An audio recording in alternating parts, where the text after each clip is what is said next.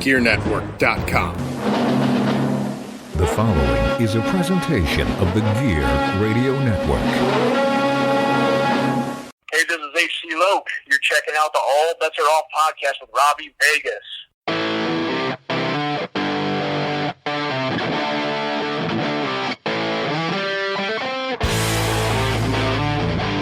What's up, rock soldiers? This is the rock star Robbie Vegas with another fresh episode of the All Bets Are Off podcast. And as promised, I am here this week with the one and only Sean Carr. Sean has been a staple of the independent wrestling scene for the last almost 15 years. So we have a lot to talk about. We're going to dig into his career from start to now, and some things that he's got coming up in the very near future. So before we get into that, I do want to remind you guys to follow the All Bets Are Off podcast across the board on social media, ABAO Pod. That's Twitter, Instagram, and Facebook, ABAO Pod. So make sure you're checking that out, following us for pictures, updates, links, polls, all that fun stuff. And of course, it helps us greatly if you listen to us on Spotify or Apple, if you hit that subscribe button and also leave us a 5-star review and a nice little comment. You don't even need the comment. Just leave the 5-star review. It doesn't matter to us. As long as we hear from you, it helps out the algorithm of getting us out there even more than we already are. So with that being said, I appreciate you guys, and let's get this interview rolling with Sean Carr.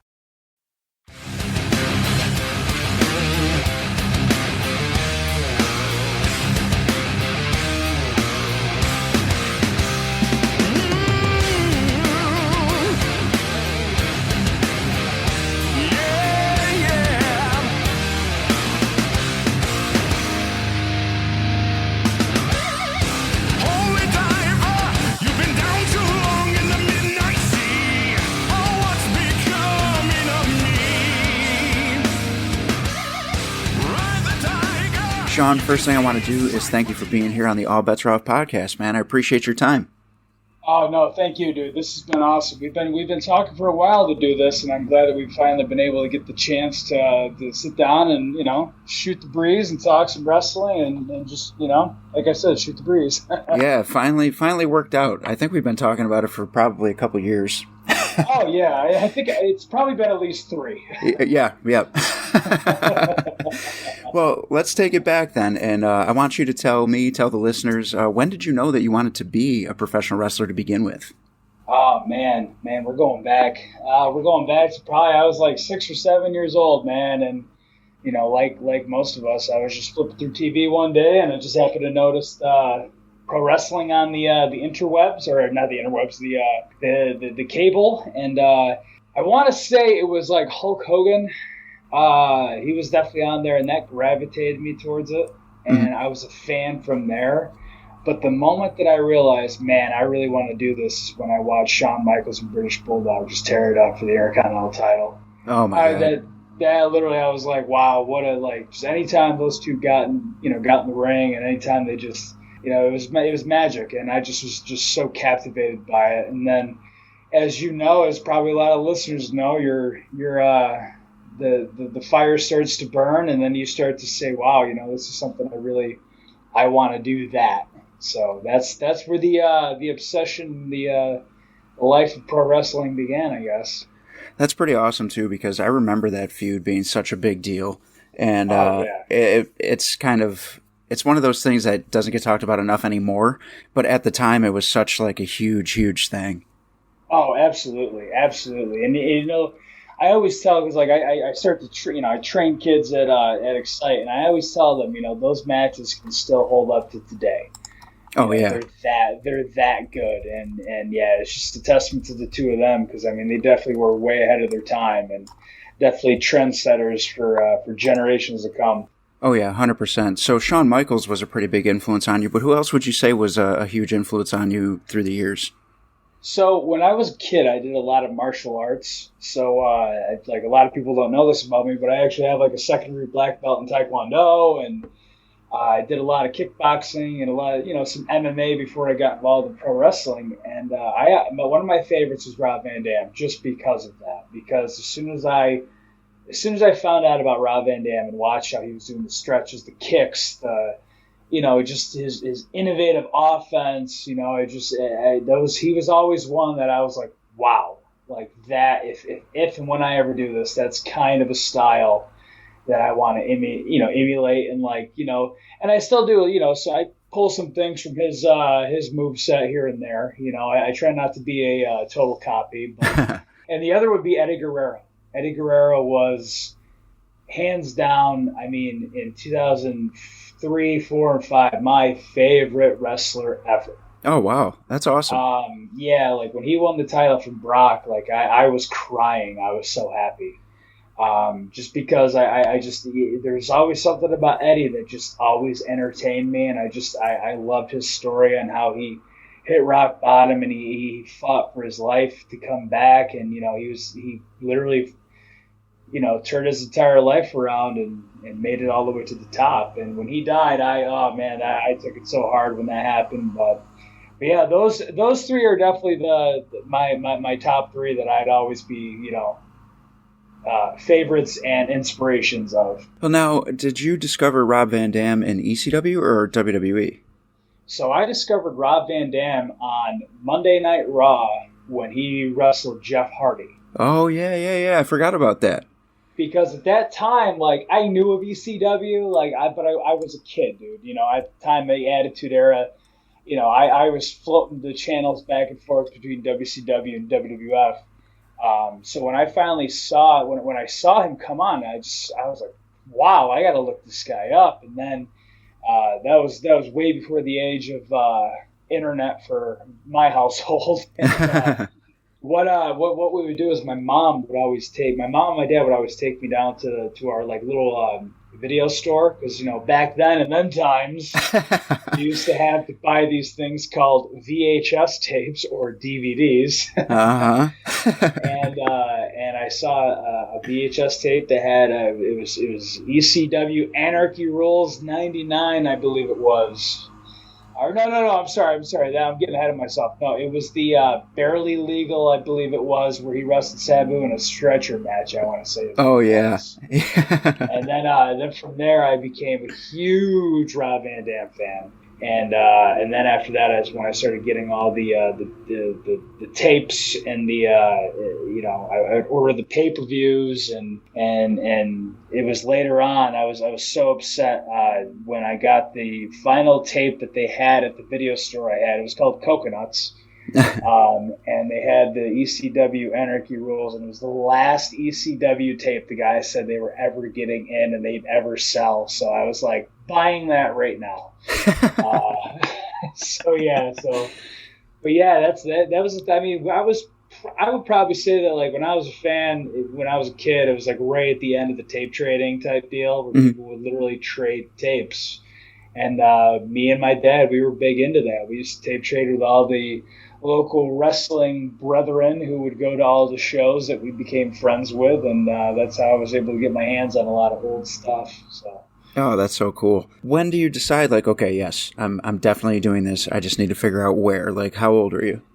So I was senior in high school, and I was talking to mom and dad, and I was like, look, I really want to do this. And they said, okay, that's fine, but like, get an education first. Mm-hmm. Just at least get a 2-year college degree, and then do whatever the hell you want. So I went to my local community college. I honored their wishes, and then I graduated, and I just started really going to a lot of indie shows. Like that's right around the time when 2CW was like running wild in Binghamton, and that was literally the very first indie I ever saw was 2CW. And wow! Because they had Samoa Joe on the card. And I was like, what? Samoa Joe's coming to the small Legion in Binghamton? No way. And then it was right around there where I was like, all right, I got to start figuring it out. So 2CW had a school in Syracuse. I did not go there. Oh, okay. I always tell people that because they just assume because I was 2CW champ and I was there forever that I went to that school, but I didn't. Mm-hmm. I actually so right after I was going to a bunch of indies, and one of the local indies was ECPW, and they had Jimmy Snuka on the card. So I was like, well, shit, I'll go meet Jimmy Snuka. And then that's where I met a guy by the name of Keith Zimmer. Okay. Keith Zimmer said, yeah, man, we literally have a training school. I think it was like 20 minutes from my house. And I was like, really? I'm in. And they said that Rob Cook at the time, IB Green, and Cage were going to be the trainers of ECPW, the school that they had.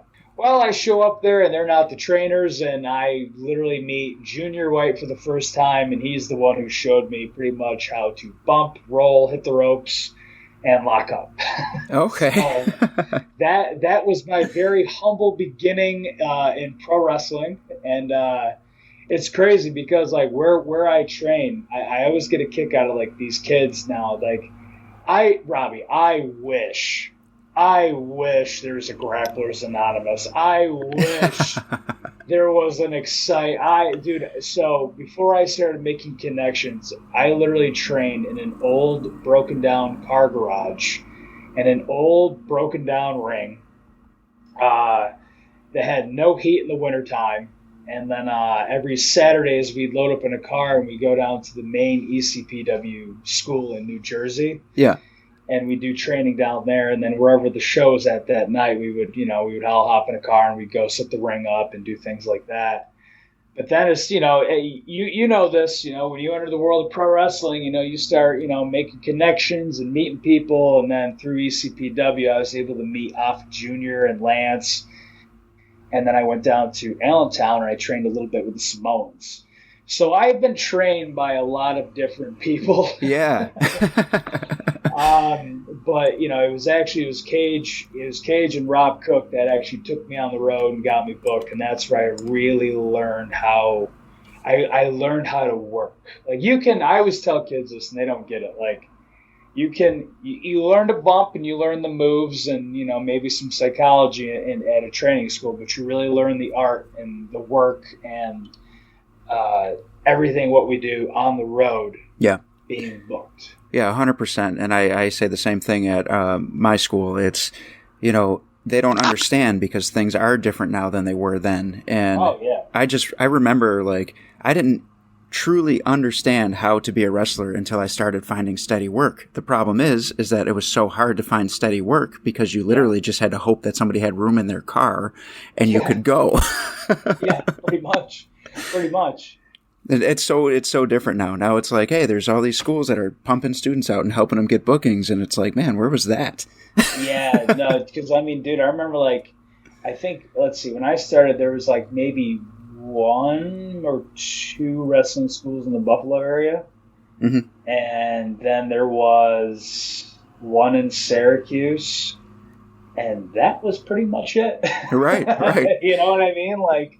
And like unless like you had to like literally reload. Oh no, there's a few in Rochester too. I'm sorry, I forget about that. There was like NEW and like I know Tiger Smith was training guys in Rochester, and then I know Hellcat was also. He's had a school forever, but yeah. I mean outside of that, dude, you know damn well better than any. Like you could throw a rock in New York State and there's a training school somewhere or a ring somewhere. God. Like it's crazy now, and that's the other thing too, like how much like the business has changed over the years.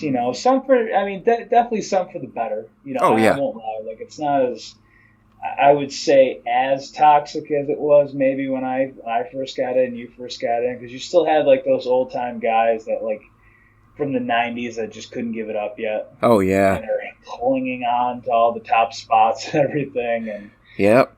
So that aspect has changed, which is good. But there's, as the years go on, the internet kind of, put a damper. As good as it is, it's a detriment to pro wrestling. In the same God, sense. Yeah. I think that all the time. It's so good in so many ways, and it's so terrible in so many ways. Yeah. It's insane. I used to have a Twitter, and I literally was like, I think it was like right before the pandemic hit. I'm like, I'm done with Twitter. I'm not about it. We're done here. Yeah, no, I get it. I totally get it. So you're starting to jump in cars. You're learning how to work, and I know better than anybody that you have a giant list of names that you've worked with over the years. So as you're saying, like, you had to hit the road to learn how to work, when do you find yourself in those positions to where you just keep getting these big names over and over and over again? You know what it is, dude. Like honestly, like because we it was funny. Like you and I, we were having this conversation. We were at AEW last time. Like, I was like, yep, work with them. Yep, I had a match with them. Yep, did something with them. You know, I think what it was is like when I was really coming up, like I feel like it's kind of like the same when you get bookings. Like when you wrestle for so many people, because dude, like there's very few promotions in the Northeast that I haven't had a match in. You know what I'm saying? So like, you know, I think like when you build, like when people see your work and they go, okay, you know what, I can trust. So I could trust Carr in there with say a you know, an Eddie Edwards, or say you know, this is where the internet was good, because when one person started putting me against all these top names, whether it's former WWE, WCW, ECW, or current like independent darlings, I would advertise that, and then say there's a company in Lancaster who literally was like, hey, we were kind of like, we're bringing in Johnny Gargano. We didn't really know who to work, and you were the first one that came up in our mind. That's a legit shoot story. That's how I was able to wrestle Johnny Gargano. It's just, you know, I like to think that anytime somebody gave me an opportunity, I literally swung for the fences, and I was able to hit the ball a lot. There's been times where they've been stinkers, I won't lie, but you know, those are few and far between. But I've been pretty lucky, you know. I mean, I've had a lot of people, you know, they trust me to know that, okay, you know, we're gonna put so and so in there with Carr because we know that Carr will have a good match with him, and that to me means everything. And just to be able to have that trust and to be able to know that if you put me with so and so, whoever it could be, that people are gonna want to come see it, and you know that the name is going to be happy with the match, and it's going to be, you know, just good stuff all around. So to have that responsibility is always really cool, you know, and like I said, I've just been lucky, man. I really have. I mean, and it's still going. I mean, we were on a show, an Excite show, 2 weeks ago, and you're working with Gangrel. Yeah. You know, it's one of those things where I was like, all right, cool. That's a new one, you know? And a show before that, I was squaring off against Too Cold Scorpio. And if you would have told 13-year-old Sean Carr that, I'd have looked you square in the eye like, yeah, okay, cool. Yeah, one day I'm going to main event a local indie with Flash Funk. Sure. Yeah, right. Right. But it is funny, though, because like you said, we were backstage at AEW, and almost everybody that walked by, you were like, I worked him here, I worked him there. Yeah. It was just so crazy. Yeah, you know, but I mean, that's the other cool thing is like, you know, I always tell people like you always want to like leave a good impression on everybody you come into contact with, at least as much as possible, because then like, you know, there's that one saying that, you know, be nice to the ones on the way up, because on the way down you'll see them all over again. You know what I'm saying? So, yeah. Like, but yeah, you know, I mean, like that's just being, you know, persistent, and you know, a lot of time spent in the business, and you know, I was able to meet and work with a lot of really cool people, a lot of people that are on TV right now, and a lot of people who should be on TV right now. You know, so it's just, you know, I would like to say that's just looking back in the last 14 or so years, going, okay, it wasn't all for nothing. I was able to, you know, have some kind of a footprint on this crazy business we call pro wrestling. Well, and you're going to continue to have that footprint because you're training students now. So you're giving your knowledge to others, and you're passing it down. And when people say like, you know, you guys are really good, where'd you get that from? And they throw your name out there, if I could steal a line from H.C. Loke, that's how you live forever. Yeah, 100%. And it's a big responsibility, you know, because like, I mean, we'll be honest, like, you know, just because, like, say I'm training somebody, and I think Loke will agree with me too, like, just because, like, Loke trains somebody doesn't mean they're always going to be good, you know? I mean, this business, I mean, sometimes you have it, sometimes it's just not there. And, you know, it's not a knock on anybody or not, but, like, with that being said, like, that speaks big onto your name. Like, if you send somebody to a show and they put your name out there as you're the one that trained them, and they end up stinking up the joint, that's going to reflect on you. So that's why, like, with me, like, I always tell, you know, the kids that, you know, when they're ready to go off, like, take as many bookings as you can, but only when you're ready. Right. You know? Right. Because, like, yeah, like, there is that just hop in a car and see what you can do, but, like, I know you and me both, like, we didn't hop into a car until we knew what we were doing, at least, or had some kind of an idea what was going on. Oh God, yeah, 100%. Sometimes, I mean, it drives me crazy. I see some of these people that get on the shows, and I'm like, what are you doing? That's one of my pet peeves right now, is when I walk into a show and I see that. And I just think that's one of the ways that I wish we still had some old school mentality going on, because I personally, enjoyed the fact that you weren't getting on a show unless somebody knew that you were ready. And now it's like you could reach out to a promoter and just bullshit your way onto a show. Yep. And the other, and also, like, there's a lot of promoters that have no business promoting shows too. Mm-hmm. I agree. And that's where it kind of like, like when you spend so long, like, ESW in Buffalo or even Buffalo Championship Wrestling, there's a lot of, like, up in that area that have built that territory up, that when a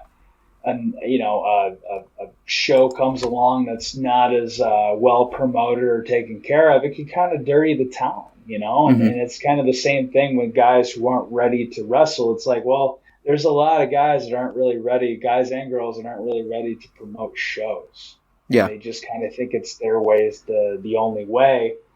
And then, like, those shows end up tanking, or they don't pay their workers, or they don't, and then that's when it's just kind of like, that's like the dark, ugly side of pro wrestling that just kind of, it's, one of my pet peeves as well, where it's like, come on, make sure all your ducks in a row before you do stuff. Yeah, it almost, I don't know if it does this for you, but it makes me, like, bitter.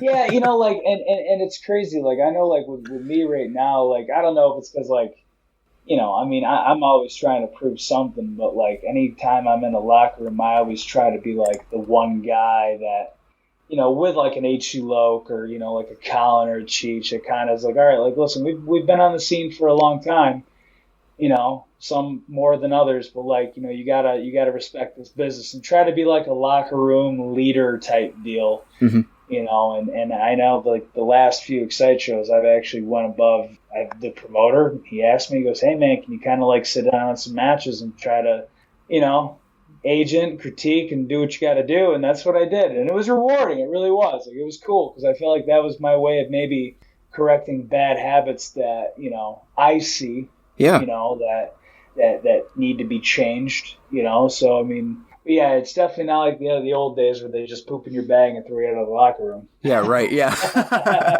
that might be a good change, but yeah, I think that I've seen that twice. So I'm like, what am I getting myself into? Yep, that's when you start thinking, like, do I really want to do this?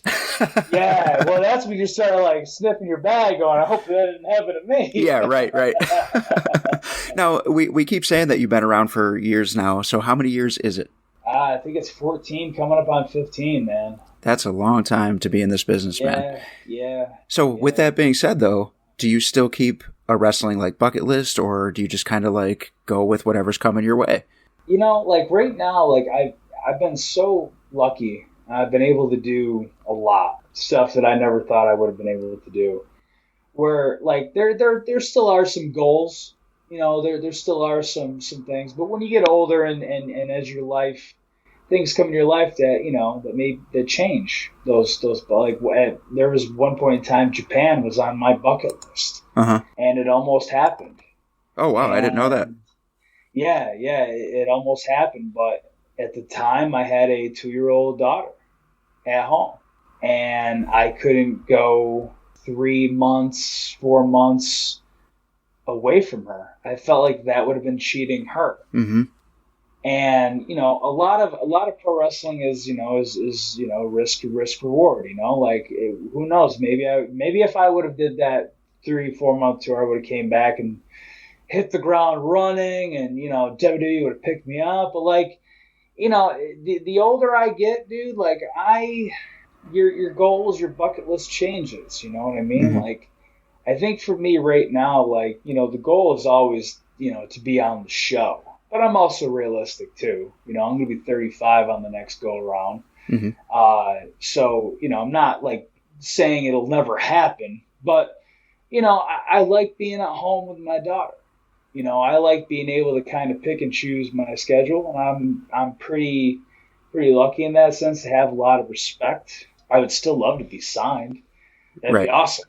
Anybody who says no, they're fooling themselves or they're lying to you. Right. But like I'm also at a point where I'm at peace where if that doesn't happen, I could say, I can look back and go, no, like when I first started this journey, dude, all I really wanted to do is do things the right way and earn respect the right way.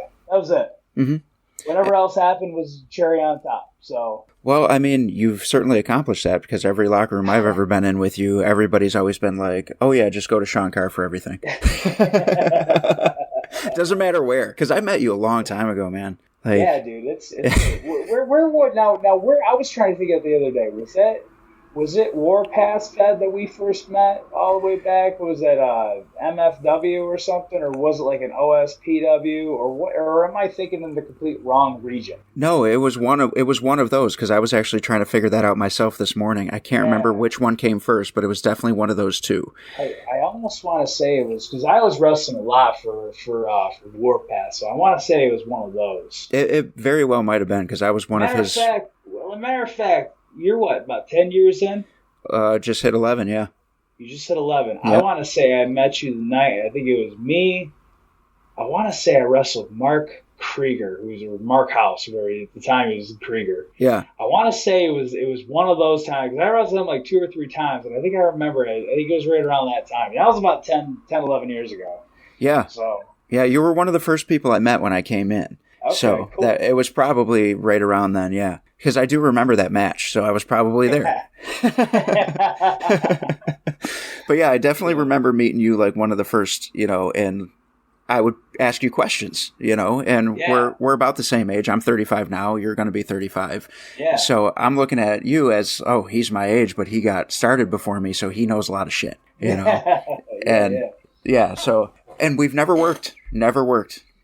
It's crazy. Like Matic it was like the same situation with me and Matic.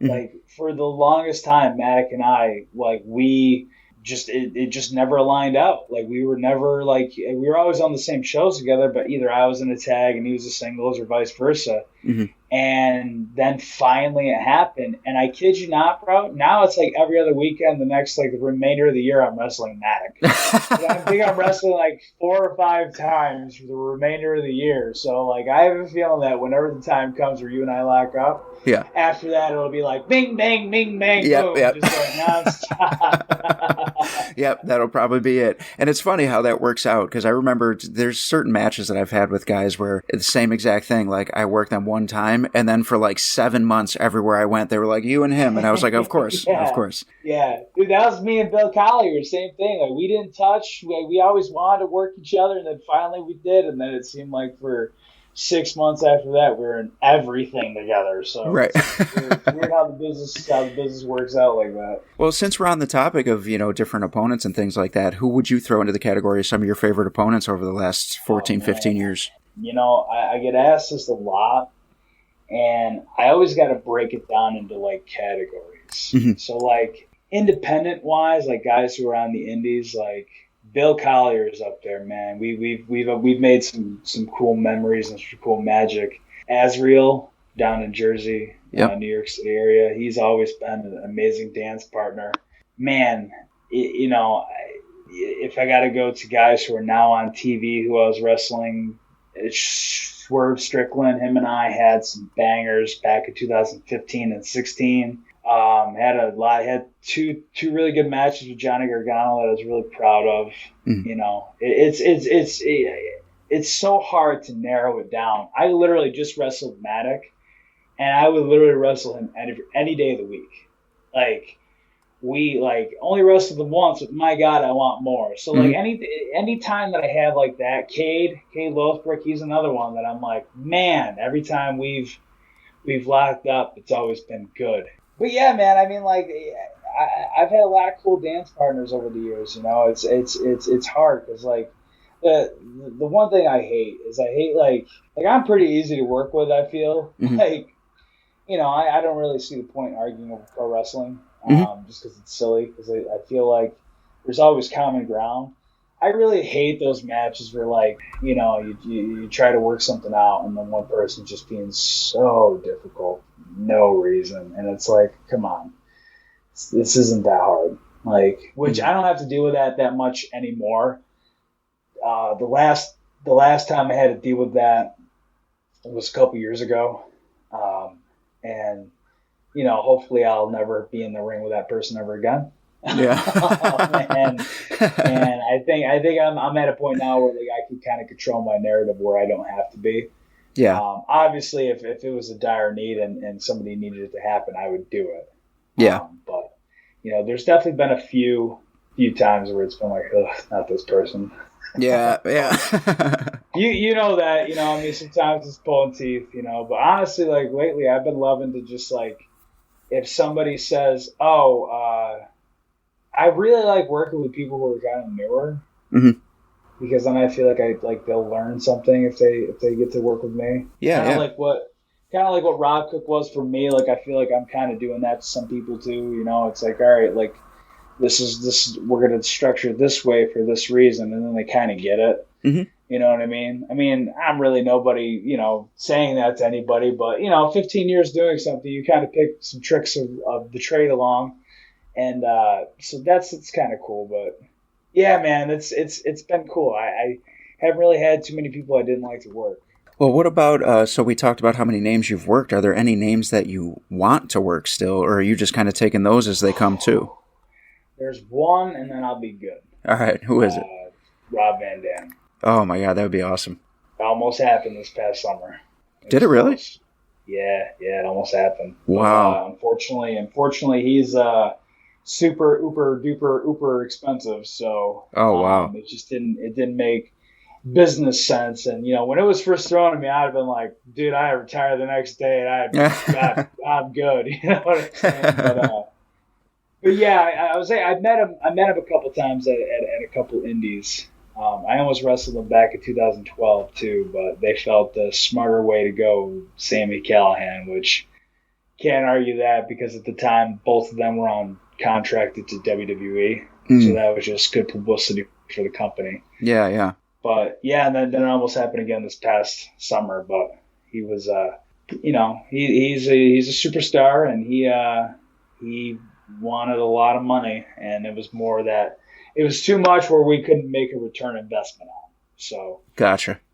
I'm one of those where I'm like, listen, I'm not really difficult. Like, listen, dude, business is business. I don't want a company to go under because they want to bring in Rob Van Dam. You know what I mean? Yeah, like, yeah.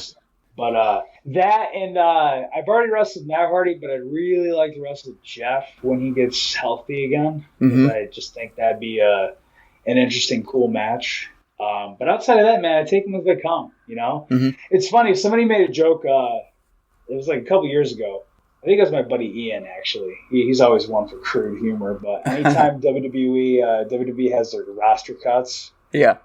he'll like post a list and go, "Well, here's Sean Carr's next year of opponents right here." Because for a while, like, it seems like someone will get released, and then a month later, I'm wrestling them. Whenever their 90 days were up, like I was wrestling them. So Yeah, I remember that. yeah, like I literally was like, okay, I'm not going to argue with this. Yeah. Hey, I'll let it happen. So. And I mean, all the more reason why, you could pass down knowledge to other people, though. You know what I mean? Things like that. Yeah, because I mean, the one thing is, like, I've never had a WrestleMania main event, but I've definitely been in some big match scenarios where I could kind of, and I remember what it's like to be in the beginning stages and you're kind of like still trying to figure it out. You're still trying to, and like as much as the whole, kick them out of the nest and see if they'll fly or not. Like I just like, for me, like I like to make sure things look good at least. Mm-hmm. So like if I could pull a student aside and say, hey, make sure you do this or make sure you do that, and like this will get over. You know what I mean? Just that's really cool for me to do, and then to sit back and watch it as it unfolds and go, okay, cool, sweet, it worked. You know what I mean? Oh yeah, absolutely. And just while we're on the subject of like big matches and talking about past events, why don't you plug some events that you have coming up from here? Man, so I was really busy this summer. Mm-hmm. And this fall I'm kind of like not as busy, Mm-hmm. by choice. But I do have a couple big matches coming up. So on October 15th, I am wrestling at the Binghamton Wrestling Con, the same event that you're wrestling, Dirty Dango. Yes, sir. I will be wrestling Black G's from NWA Power, and it'll be for my Northern Tier Wrestling Heavyweight Championship. And then if I defend that successfully, I will go on to wrestle Matic for the Northern Tier Wrestling Heavyweight Championship the weekend of Thanksgiving, which I don't have a calendar in front of me, and I'm terrible with dates. But it's a Saturday after Thanksgiving. That's how I kind of my mind does things like that. I think that is November 26th. That sounds like we have a winner. And then after that, I'm sticking home. I'm sticking with Excite. I got some big tag team matches coming up with my cousin Tyler Reed, who plays in a band, and he's always been a big fan of pro wrestling. And he was putting on a show this past summer called Suitor Slam. His band is called Second Suitor, and he wanted to wrestle on. It was like a joint punk rock pro wrestling show, and he wanted to wrestle on it. So he's been training since June, and he's actually not too bad at this. Wow! So he's I thought it'd be he'd train up to his show, and then that'd be it. But he is actually pursuing. He got bit by the wrestling bug. He's always wanted to try to do both, and now he is. So I feel that. Yeah. You above anyone else would know that, man. So he's doing both, like some of us do, like you do, and he's loving it. So we got some big tag team title matches coming up against Edge of Hope for Excite. Mm-hmm. And then that's really it, man. I mean, like I said, I kind of take them as they come. But usually in the wintertime, I kind of go into what I like to call wrestling hibernation mode.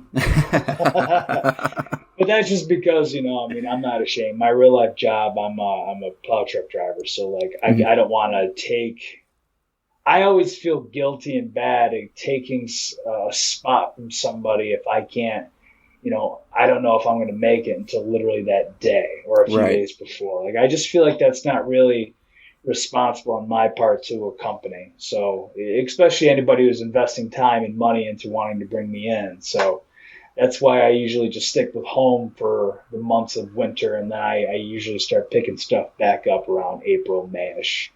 Yeah. Well, that's awesome, man. And, I got to say, I thought this interview was fucking fantastic, and I know, man, this is fun. Me and you have talked so many times, and like I knew that I was going to know some of this stuff. But for my listeners, like it's great to like just get in depth with these things. And you sound like you do these all the time. You're just like so fluent. Well, I have done quite a bit, but I will say like this is the most fun. I always like when I get to actually just talk with my friends. Yeah. Because I feel like they just like, because again, like we literally like when we're at AEW, brother, we just like spent the entire day just shooting the shit. Yeah. Because, it's, when you're doing extra work, there's really not much to do until they come up and kind of tell you what you're doing. So like, it's always cool to have a familiar face, but even at Indies, man, we've always just shot the shit and it's always been a good conversation. So to be able to come on your podcast and, talk a little bit about, my past and pro wrestling and all that. Like, it's pretty cool, man. Well, I appreciate you being here. And before I let you go, though, I want you to plug your social media that you do still have, because we know that's not Twitter, and let people know where they can follow you. So I am about maxed out on the friends list on Facebook. Facebook is just kind of whatever. Mm-hmm. My main actual social that you can follow me on, though, is definitely Instagram. It's at Sean Carr 88. All the letters are lowercase, so it's SEANCARR 88. And from there, it's got a link to my Pro Wrestling Tees page where you can buy T-shirts and all that good stuff. And that's your best bet of seeing where I'm going to be at whenever I decide to come to a show and wrestle at a town near you. But that's pretty much my main social medias I use is the Instagram. Awesome, man. Well, thank you again for being here, and I will probably be seeing you very soon. Absolutely, my friend. It sounds like a plan.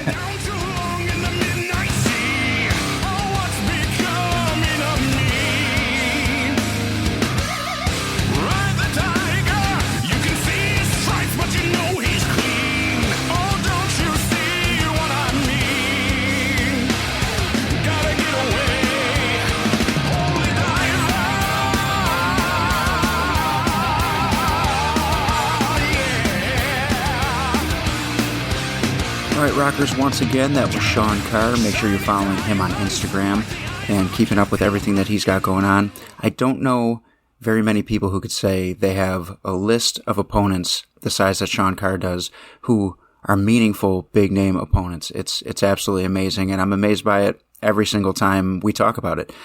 So thank you guys for joining us. Thank you for listening to Sean's stories and us shoot the shit for a little while, and we will catch you guys next week with another new episode.